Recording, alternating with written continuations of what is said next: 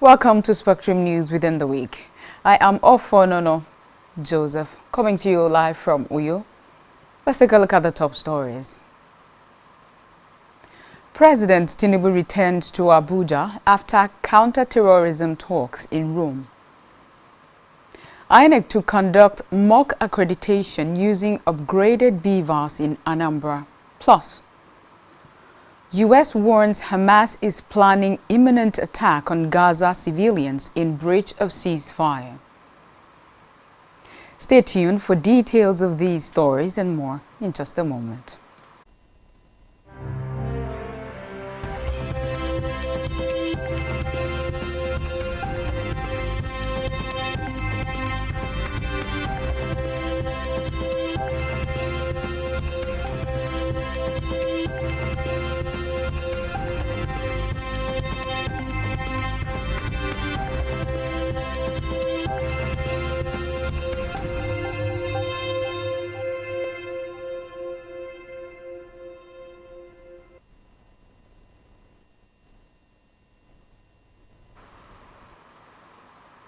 Good afternoon, and many thanks for joining us on the news at this hour. We begin the news within the week from the national scene, where President Bola Tinubu has returned to Abuja after participating in the Akaba Process Heads of State and Government level meeting held in Rome, Italy. Recall that Tinubu had departed Nigeria on October 12 for the meeting scheduled to start on the 14th, where world leaders gathered to strengthen cooperation against terrorism and violent extremism. According to a State House press release issued by the President's Special Advisor on Information and Strategy, Bayo Onanuga, the trip to Rome reaffirmed Nigeria's commitment to regional and global security partnerships. The release explained that the Akaba process is a counter-terrorism initiative focused on strengthening regional and international collaboration in the fight against terrorism and violent extremism, with particular attention to West Africa. According to the release, the meeting was held behind closed doors, underscoring the sensitivity of the discussions focused on global counter-terrorism coordination. The President's participation in the Rome meeting aligns with his administration's broader security diplomacy agenda and Nigeria's active role in international peace and counter-terrorism collaborations.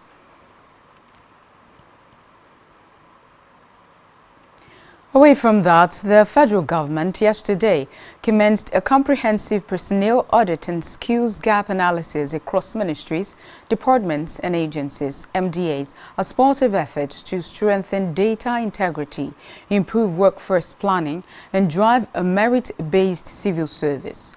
The exercise, known as the Personnel Audit and Skills Gap Analysis PASGAP project, was officially launched in Abuja by the head of the Civil Service of the Federation, Esther Walser-Jack, who stated that the projects will correct years of fragmented and outdated personnel data that had hampered effective deployment and planning in the service.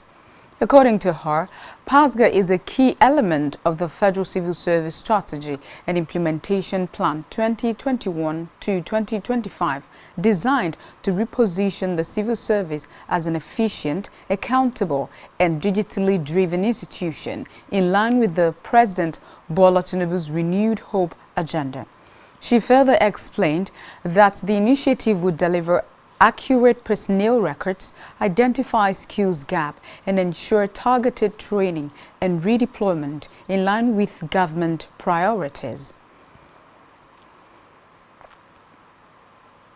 To the Green Chambers, the House of Representatives is considering a bill to amend the Electricity Act 2023 to divest the Nigerian Electricity Regulatory Commission, NERC, the Rural Electrification Agency, REA, and the Rural Electrification Fund of powers to regulate, promote, or undertake the development and utilization of renewable energy. In their stead, the bill seeks to establish the National Authority for Renewable Energy, NARE, to regulate and control the development of the sector in Nigeria. Sponsored by Victor Ogene, The bill scaled first reading on October 7th and is expected to open up the renewable energy sector for growth and opportunities if it successfully passes through the entire legislative stages.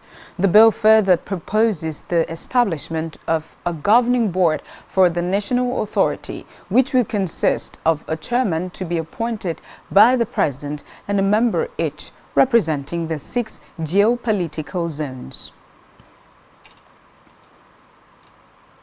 In a separate development, Minister of Works David Umahi yesterday said that President Bola Tinubu is committed to constructing quality roads across the country that meet international standards. Umahi stated this during an inspection tour of the ongoing expansion of the Ore-Ondo-Akure Road project in Ondo State. Represented by the Federal Controller of Works in Ondo State, Engineer Hussein Olajide, the minister explained that the Tinubu-led administration is introducing a new standard for sustainability and connectivity in road construction across the nation. Umahi reaffirmed the commitment of the Federal Ministry of Works to delivering good, safe and cost-effective roads nationwide, adding that the Ore-Ondo-Akure Road was one of such priority projects under President Tinubu-led administration. The president has given very serious priority on road construction because the road is the catalyst. And it is the GDP that grows other GDP. So the president is aware of this. And you can see the quality of the roads the president is building. And so these are roads that when built will last up to 100 years. This is very important. So right now they're working on about 3 bridges out of the 5. And I've told them that President graciously had approved money for these repairs, emergency repairs. The same thing with emergency repairs at Lokoja, Benin, where the bridge got open. In the meantime, the Minister of the Federal Capital Territory, Nyesom Wike, yesterday dismissed efforts claiming that some leaders of the People's Democratic Party, PDP, are mounting pressure on him to contest the 2027 presidential election. A statement issued by his senior special assistant on public communications and social media, Lere Olayinka, described the claim as another lie from idle minds who have nothing to contribute to the development of the country. Olayinka stressed that Wike remains committed to President Tinubu's political and development agenda. Elsewhere, the Minister of Defense, Mohammed Badaru, yesterday inspected the ongoing production of Nigerian Air Force aircraft and helicopters at the Leonardo SPA's defense manufacturing facilities in northern Italy. Badaru, who was part of President Bola Tinubu's delegation to the Akaba process meeting, visited Leonardo's helicopters division in Vergiat and aircraft division, where key platforms for the NAF are being assembled. A statement by the personal assistant to the Minister on Media and Publicity, Mati Ali, notes that the minister at the helicopter division reviewed progress on 10 AW109 Tracker attack helicopters being built for Nigeria. According to him, 3 have been completed and are ready for delivery. Another 3 will be ready before the end of 2025, while the remaining 4 are expected in early 2026. In his remarks, Badaru expressed satisfaction with the quality of work and praised Leonardo's engineers for their professionalism, stating that the acquisitions demonstrate the Tinubu administration's commitment to modernizing the armed forces and strengthening Nigeria's defense partnerships. Meanwhile, the Defense Headquarters (DHQ) had described as false and misleading reports alleging that the country's 65th independence anniversary activities were cancelled over an attempted coup plot. The DHQ urged the public to disregard the misinformation being circulated by purveyors of falsehoods and enemies of the nation. A statement by the Director of Defense Information Brigadier General Tuku Gosho, titled "DH Coup Never Mentioned Any Coup Attempt," notes that the decision regarding the cancellation of the 65th Independence Anniversary Parade was to allow the President attend a strategic bilateral meeting outside the country and for members of the Armed Forces of Nigeria to sustain the momentum on the fight against terrorism, insurgency, and banditry. The DHQ called on all citizens to continue to provide necessary support to the security agent.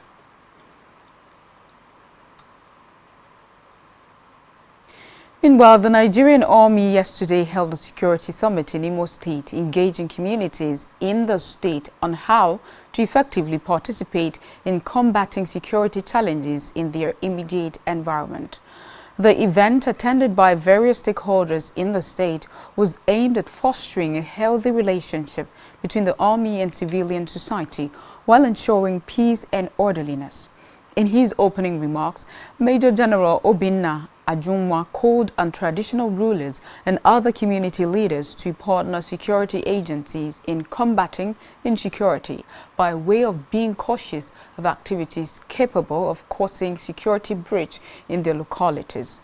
General Ajunwa noted that the Nigerian Army has put in their best in ensuring that communities in the southeast region are violence-free. He added that the summit is in line with the policies of the Chief of Army Staff, Olufemi Oluyede, to create a relationship between the army and the civilian populace.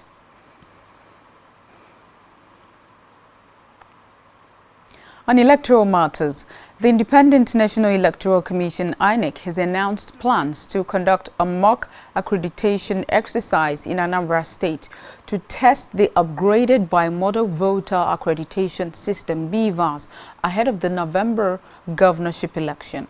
According to a statement issued on Saturday by the Director of Voter Education and Publicity, Victoria Eta Messi, the exercise will take place on Saturday, October 25, at selected polling units across the state's 3 senatorial districts. Inec explained that the mock exercise aims to evaluate the Bvas response time and the efficiency of result uploads on the Inec Results Viewing IREF portal. The polling units chosen for the exercise are situated in Awka South, Idemili North, Oyi, Anambra East, Agwata, and Orumba North local government areas. In addition, the Commission announced that the distribution of permanent voter cards, PVCs, for newly registered voters in Anambra State will begin on Wednesday, October 22, and run through Sunday, October 26. Moving on, the National Orientation Agency yesterday issued a public notice on proper rendition and recitation of the national anthem and pledge at official and public events across the country. In a notice posted on its official X handle, the agency noted that only the first stanza of the anthem should be sung or recited at all official events, while the third stanza is to be rendered as a national prayer at the beginning of such occasions.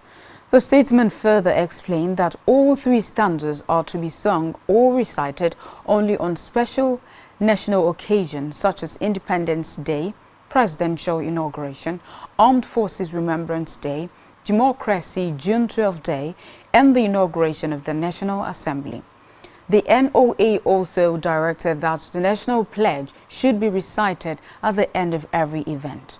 Reiterating the importance of respect for national symbols, the agency urged everyone to uphold the dignity and sanctity of the national symbols. Still to come in the news.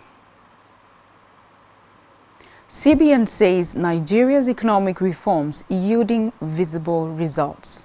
Stay tuned for details of these stories and more in a moment.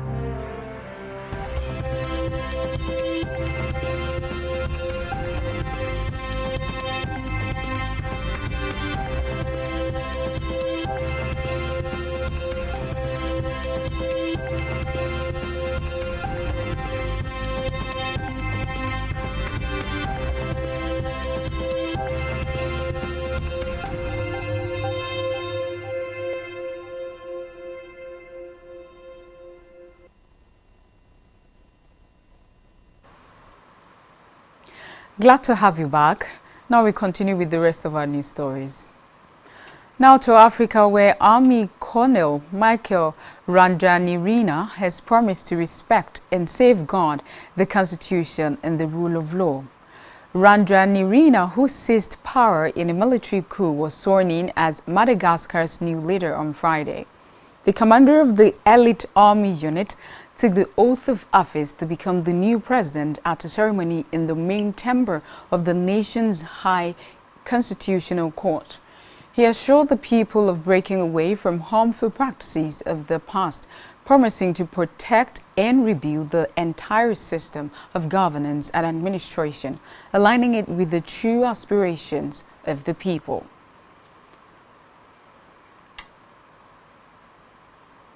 Meanwhile, UN Secretary General Antonio Guterres, within the week, condemned the unconstitutional change of government in Madagascar, calling for the immediate restoration of constitutional order and respect for the rule of law. In a statement delivered by UN spokesman Stephen Dujarric, the Secretary General expressed his support for the decision of the African Union's Peace and Security Council to suspend Madagascar from participating in all activities of the African Union and its affiliated institutions until constitutional order is reinstated. The Secretary General urged all stakeholders in Madagascar, including the youth, to unite in addressing the root causes of the country's political instability. He also reaffirmed the United Nations' commitment to supporting Madagascar's national efforts to achieve stability in cooperation with the African Union, the Southern African Development Community (SADC), and other international partners. Still in Africa, Ivorian presidential hopeful Jean-Louis Billion has promised to focus his government on economic recovery, social justice, and youth employment. The candidate for the Democratic Congress (CODE) coalition outlined his program during a campaign trail in Abidjan's neighborhood of Abobo on Saturday. His campaign team said the Abobo gathering illustrated Billion's understanding of the realities on the ground and his desire to put the issue of purchasing power back at the heart of the election debate.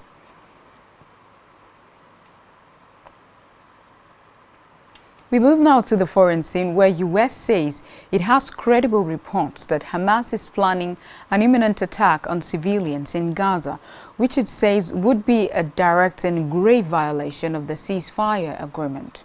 A statement by the State Department said a planned attack against Palestinians would undermine the significant progress achieved through mediation efforts.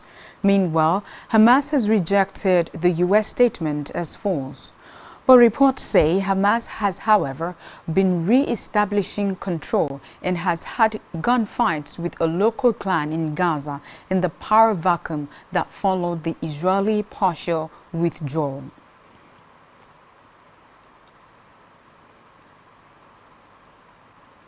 Meanwhile, Israel has returned the bodies of 15 Palestinians to Anambra, handed over to 135 people. Recall that under a ceasefire deal brokered by U.S. President Donald Trump, Israel is to turn over the bodies of 15 Palestinians for every deceased Israeli returned. Reports say since the ceasefire began, Hamas has handed over the bodies of 9 Israelis and 1 Nepalese student. Still on the foreign scene, a large fire has swept through the cargo terminal of Bangladesh's main international airport in Dhaka, forcing authorities to suspend all flights. According to the fire service spokesperson Talha bin Zazm, 37, firefighting units battled the blaze. Airport authorities said other flights have been diverted to other airports and 4 people have reportedly sustained minor injuries due to the blaze. Meanwhile, the cause of the blaze is yet to be made known. On our business news, the International Monetary Fund (IMF) within the week revealed that Nigeria is not among Africa's fastest growing economies, as countries such as Benin Republic, Cote d'Ivoire, Ethiopia, Rwanda and Uganda continue to lead the continent's growth trajectory in the world. The IMF said the 5 countries are now among the world's fastest expanding economies, buoyed by sustained policy reforms, improved fiscal management, and investment in infrastructure and manufacturing. The director of the IMF's African Department, Bvas Salesi, disclosed this during the launch of Sub-Saharan Africa's latest regional economic outlook at a press briefing.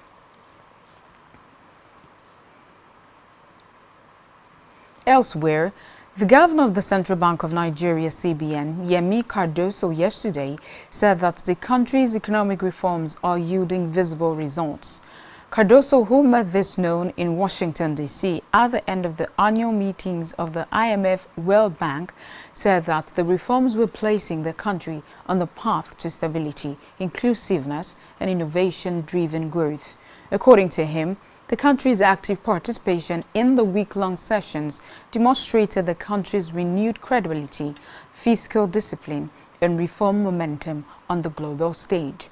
He further stated that the Nigerian delegation's message of policy consistency and macroeconomic reform had been well received by global investors, development partners, and financial institutions.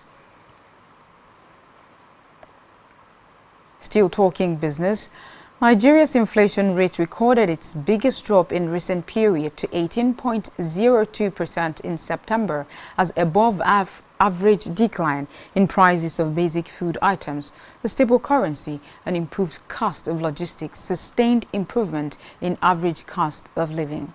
The National Bureau of Statistics (NBS) reviewed this in its latest Consumer Price Index (CPI) report, showing that headline inflation rate dropped by 210 basis points from 20.12% in August 2025 to 18.02% in September 2025. It was the 6th consecutive time since April 2025. The decline in headline inflation rate was driven by broad improvements in prices, especially with substantial drop in prices of food items.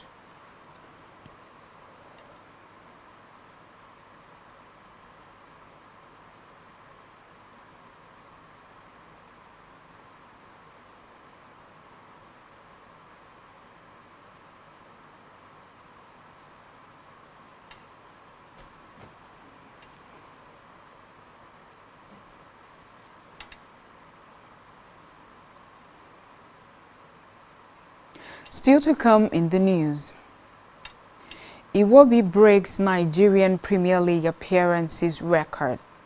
Stay tuned for details of these and more in Ejefe.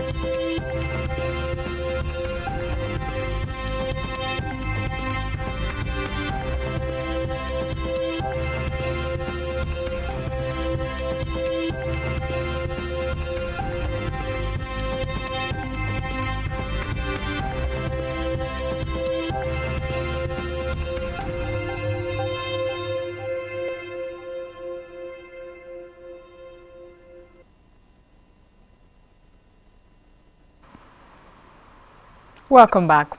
Thank you for sticking around. Now we conclude the rest of our news stories. In health, the World Health Organization (WHO) within the week said neurological disorders are responsible for more than 11 million deaths globally each year. The global health body urged governments to take urgent and coordinated action to address what it described as a growing public health crisis. The disclosure was accompanied by the release of the WHO's new Global Status Report on Neurology, which affirmed that neurological conditions now affect over 3 billion people, more than 40% of the global population. WHO Assistant Director General for Health Promotion, Disease Prevention and Control, Dr. Jeremy Farrar, highlighted the most common conditions to include stroke, migraine, Alzheimer's disease, diabetic neuropathy, meningitis, and epilepsy. Still in health, pharmacists during the week blamed poor coordination between key government agencies tasked with securing the nation's pharmaceutical supply chain as a major reason behind the persistent circulation of fake and substandard medicines in the country. The stakeholders called on the National Agency for Food and Drug Administration and Control, Customs, Foreign Affairs, and law enforcement agencies to collaborate more tightly to tackle the high rate of fake drugs. The experts urged the government to step up regulation, integrate broader pharmacist responsibilities, and clamp down fiercely on counterfeit medications. The drug specialist called for urgent reforms, including the implementation of track and trace technologies, stronger penalties for offenders, and robust collaboration across agencies. We move now to sports, where Alex Iwobi made history as the Nigerian with the most appearances in the Premier League after featuring in Fulham's 1-0 defeat to his former club, Arsenal, on Saturday. Iwobi made his 299th appearance against the Gunners at the Craven Cottage. The versatile midfielder surpassed the record he previously shared with Newcastle United legend Shola Ameobi. The 29-year-old equaled Ameobi's record in Fulham's clash with Bournemouth at the Vitality Stadium earlier this month. Elsewhere, Nottingham Forest head coach Ange Postecoglou has been sacked after the side's 3-0 defeat by Chelsea at the City ground yesterday. The Australian's dismissal, 39 days after his appointment on September 9, is the shortest permanent managerial reign in Premier League history. According to a statement by Forest, Postecoglou failed to win any of his 8 matches, with 2 draws and 6 defeats across all competitions. Recall that Forest collected just 1 point from Postecoglou's 5 Premier League matches in charge, leaving the side 1 point above the relegation zone in 17th and in the bottom 3 following the day's later games.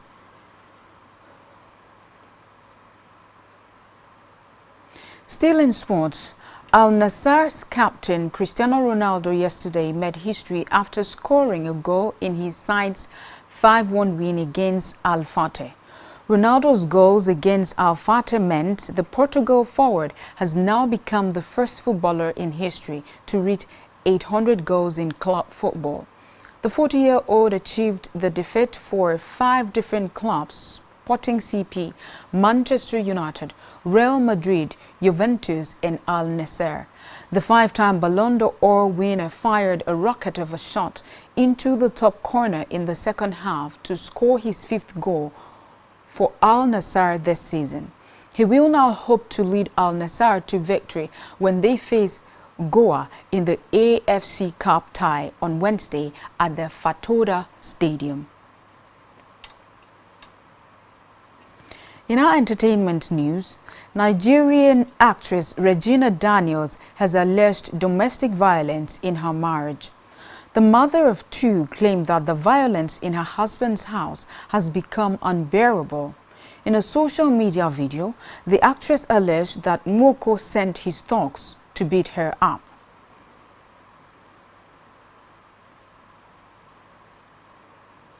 Lastly, in the news within the week, media personality and car dealer Ola of Lagos dismissed reports linking him to ownership of a property recently demolished by the Lagos state government.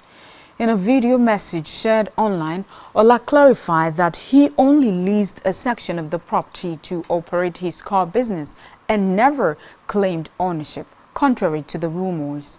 According to him, the demolition was executed by the state government following the discovery of safety and structural violations at the site, not as a targeted action against him or his enterprise.